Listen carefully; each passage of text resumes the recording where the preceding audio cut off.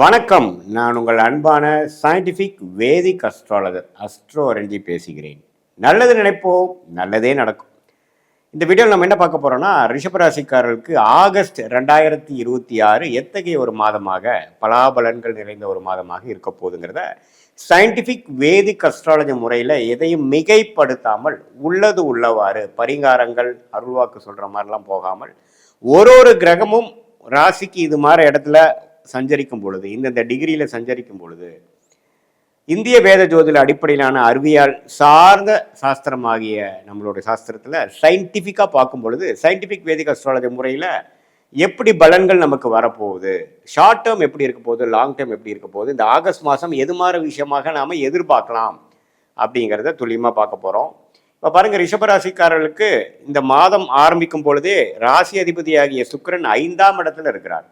5ஆம் இடத்துல நீச்சம் பெறுகிறார், சனியின் பார்வை பெறுகிறார். ஸோ இது வந்து என்ன தெரியுதுன்னா, ரிஷபராசிக்காரங்க நம்ம எதிர்பார்க்கக்கூடாது. ஆகஸ்ட் மாதம் சில விஷயங்கள் அப்படி இப்படி தான் இருக்கும். ஹார்ட் ஒர்க் நிறையா பண்ண வேண்டி இருக்கும், அலைச்சல்கள் நிறையா இருக்கும். ஆனால் அதுக்கு ரிசல்ட் கொஞ்சம் சுமாராக தான் இருக்கும்.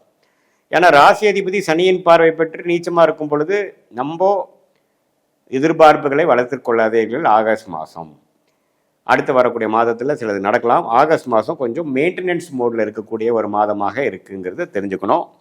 யோகமான கிரகமாகிய புதன் பாருங்க, 2ஆம் இடத்துலேருந்து 3ஆம் இடம் 2வது நாள்லேயே மாறுறார். ஸோ 3ஆம் இடத்துல கடகத்திலேயே குருவோட கிட்டத்தட்ட 23 நாள் இருந்துட்டு கடைசி ஒரு வாரம் தான் பார்த்தீங்கன்னா 4ஆம் இடத்துக்கு சிம்மத்துக்கு வரார். இது ரெண்டுமே பரவாயில்லை. ஏன்னா குரு ஒரு இடத்துல சிம்மத்தில் வந்து நட்பு வீட்டில் இருக்கிறார். ஒரு 20 நாள் 21 நாள் ஒரு 3 வாரம் குருவோட சேர்ந்திருக்கார். ஸோ 2ஆம் இடங்கிற தனஸ்தானாதிபதி குருவோடு சேர்ந்துருக்கனால பண விஷயத்துக்கு பிரச்சனை இல்லை. பண போக்குவரத்து வந்துட்டு போயிட்டு இருக்கும். அது ஒன்றும் பெரிய சங்கடங்கள் இருக்காது. குழந்தைகள் விஷயங்கள், படிப்பு விஷயங்கள், டெக்னிக்கலான சில விஷயங்கள், புத்தி கூர்மையான விஷயங்கள் கொஞ்சம் பழக்கம் போல் நல்லா வேலை செய்யும். ஆனால் ஃபிசிக்கலாக வேலைகள் அதிகமாக இருக்கும். கொஞ்சம் போட்டு படுத்துங்கிறத நீங்கள் வேலையில் இருக்கிறவங்க, தொழிலில் இருக்கிறவங்களுக்கு நீங்கள் தெரிஞ்சுக்கணும்.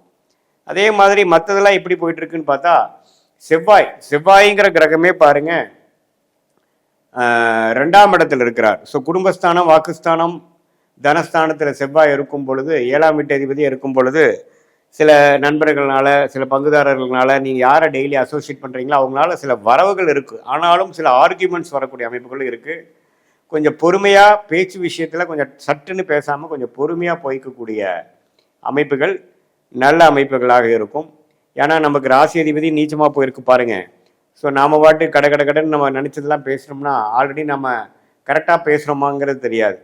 ஸோ அதனால் கொஞ்சம் பொறுமையாகவும் நிதானமாகவும் புத்தி கூர்மையை யூஸ் பண்ணி சமயோஜிய புக்தியோடு நம்ம செயல்படக்கூடிய ஒரு மாதமாக ரிஷபராசிக்காரருக்கு இருக்குது. இந்த காலத்தில் வந்து புதுசாக அதை ஆரம்பிக்கிறேன் இதை ஆரம்பிக்கிறேங்கிறதெல்லாம் கொஞ்சம் யோசிச்சு பண்ணணும். இல்லைன்னா அடுத்து வரக்கூடிய ராகுகதி பயிற்சிக்கு அப்புறம் பண்ணலாம். அதை வரக்கூடிய அடுத்த வீடியோவில் பார்க்கலாம். இந்த மாதம் நீங்கள் என்னென்னா பண விஷயம் இருக்கிறத அப்படியே மெயின்டைன் பண்ணிக்கலாம். என்னென்ன உறவுகள் சம்மந்தப்பட்ட விஷயங்கள், குழந்தைகள் சம்மந்தப்பட்ட விஷயங்கள், வியாபாரம், தொழில், அது மாதிரி விஷயங்களை பண்ணிக்கலாம்.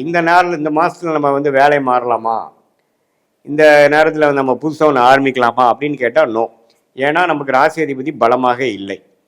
ஸோ அதனால் இப்போ நம்ம எடுக்கக்கூடிய முடிவுகள் கொஞ்சம் பின்வளைவுகளை கொடுக்கக்கூடிய அமைப்புகள் இருக்கக்கூடிய அமைப்பு இருக்கிறதுனால கொஞ்சம் பொறுமையாக விவேகமாக, வேகத்தை காட்டிலும் விவேகமாக செயல்பட வேண்டும் என்பதை நாம் தெரிந்து கொள்ள வேண்டும்.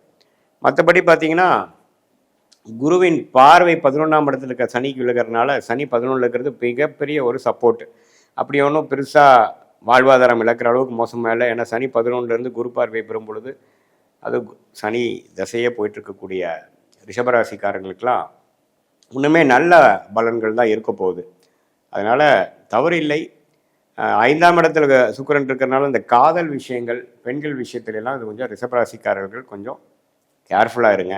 ஏன்னா சுக்கிரன் வந்து 5ஆம் இடத்துல வரார், நீச்சப்பட்டிருக்கிறார், சனியின் பார்வை பெறுகிறார். ஸோ அப்படிங்கிறப்போ கொஞ்சம் நமக்கு எல்லை மீறிய உறவு, ஒரு லீகலான ஒரு விஷயத்தில் இல்லாமல் கொஞ்சம் முறையற்ற சில விஷயங்கள், கள்ளக்காதல், அது மாதிரி விஷயங்களெல்லாம் கொஞ்சம் நடக்கக்கூடிய அமைப்புகள் அந்த மாதிரி இருக்கிறவங்களுக்கு வர வாய்ப்பு இருக்குது. அதுலெல்லாம் கொஞ்சம் பிரச்சனை ஆகாமல் இருக்கிறதுக்கு கேர்ஃபுல்லாக இருக்கணும். ஏன்னா செவ்வாயின் பார்வையும் பார்த்திங்கன்னா சுக்கிரன் மேலே விழுகிறார். ஸோ சுக்கிரன் பார்த்திங்கன்னா செவ்வாய் பார்வையும் பெறுகிறார், சனியின் பார்வையும் பெறுகிறார். அப்படிங்கிறப்போ உங்களுடைய ராசி அதிபதி ரொம்ப பாதிக்கப்பட்டிருக்கு. ஸோ அதனால் டக்கு டக்குன்னு நம்ம முடிவு பண்ணி எமோஷன்ஸ்க்கு இடம் கொடுத்து உங்களுடைய விருப்பங்களை வந்து கொஞ்சம் கண்ட்ரோல்டாக வச்சுட்டு ரொம்ப இன்ஸ்டிங்டிவாக நம்மளுடைய விஷயத்தை வந்து போனோம்னா அதுக்கு சில பிரச்சனைகள் வரக்கூடிய அமைப்புகள் இருக்குது. கொஞ்சம் கவனமாக இருக்கணும். மற்றபடி பார்த்திங்கன்னா மாணவர்கள் நல்லா படிக்கக்கூடிய அமைப்பு, காம்படிட்டிவ் எக்ஸாம்ஸ் கிளியர் பண்ணக்கூடிய அமைப்பு, டெக்னிக்கலாக நிறையா விஷயம் கற்றுக்கக்கூடிய அமைப்பு, அதெல்லாம் நல்லா இருக்குங்க. அதே சமயத்தில் ஒரு கல்யாண விஷயங்கள், ஒரு அசோசியேஷன், ஒருத்தரோட சேர்ந்து ஒரு புதிய தொடர்பு வருவது, அது மாதிரி விஷயங்கள்லாம் வியாபாரம், அது மாதிரி விஷயத்துக்கு போய்க்கலாம். இந்த பெண்கள் விஷயங்கள், இந்த காதல் விஷயங்கள் மட்டும்தான் கேர்ஃபுல்லாக இருக்கணுமோ ஒழிய வியாபார விஷயங்கள்லாம் கொஞ்சம் நீங்கள் குருவின் பார்வை வந்து நல்லா இருக்கிறனால கண்டிப்பாக வந்து நீங்கள் ஒரு புதிய கான்டாக்ட் மூலமாக ஒரு ஆர்டர் எடுக்கிறது, ஒரு புதிய கான்டாக்ட் மூலமாக ஒரு ஜாப் ஆஃபர் நமக்கு கிடைக்கிற மாதிரி ஒரு இன்டர்வியூ அரேஞ்ச் பண்ணுறது, அது மாதிரி விஷயங்கள்லாம் குருவின் பார்வை 7ஆம் இடம், 9ஆம் இடம், 11ஆம் இடத்துல இருக்கிறதுனால கண்டிப்பாக சில லாபங்கள், சில நல்ல தொடர்புகளும் நமக்கு கிடைக்கும். ஸோ இதுதான் ரிஷபராசிக்கு ஓவராலாக பார்க்கும் பொழுது ஓரளவுக்கு கேர்ஃபுல்லாகவும் பொறுமையாகவும் கவனமாகவும் இருக்கக்கூடிய அமைப்பு இருக்குது. அதே சமயத்தில் சில சிரத்தையான சில வேலைகளை செய்து சாதிக்கக்கூடிய அமைப்புகளும் இருக்குமே ஒழிய எடுத்துமா கவுத்தமானு போகக்கூடிய ஒரு முக்கிய முடிவுகள் எடுக்கிறதுக்கெலாம் வந்து கண்டிப்பாக நீங்கள் கேர்ஃபுல்லாக இருக்கணும்.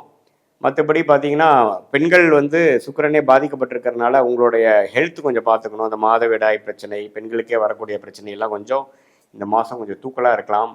ஸோ அவங்களாம் கொஞ்சம் ஹெல்த்தை வந்து மெயின்டைன் பண்ணிக்கணும். அதுக்கு தகுந்த ட்ரீட்மெண்ட் டாக்டர்லாம் பார்த்து பண்ணிக்கக்கூடிய அமைப்புகள் இருக்குது.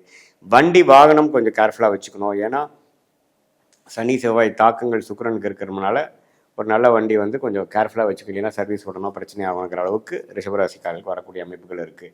இது வந்து ஒரு பொதுவான பலனை தவிர உங்களுடைய பிறந்த தேதி, பிறந்த நேரம், பிறந்த உரை வைத்து வரக்கூடிய ஜென்ம ஜாதகத்தில் எப்படி உங்களை எந்த லக்னத்தில் பிறந்தீங்க, அந்த லக்னாதிபதி எப்படி இருக்குது, இப்போ என்ன தசைகள் போயிட்டுருக்கிறத வைத்து தான் துல்லியமான பலன்கள் வந்து இப்போ நம்ம பேசின பொது பலனோட சேர்த்து வச்சு பார்க்கும் பொழுது துல்லியமான பலன்கள் நமக்கு வரும்.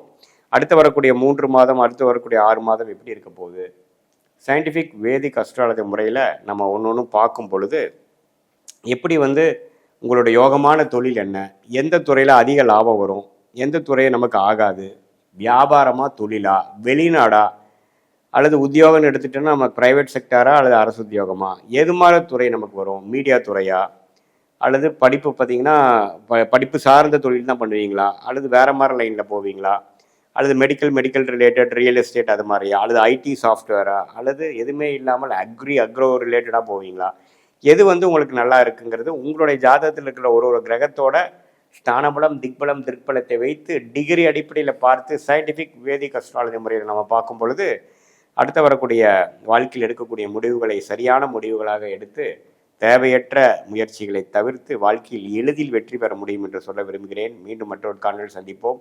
நன்றி, வணக்கம்.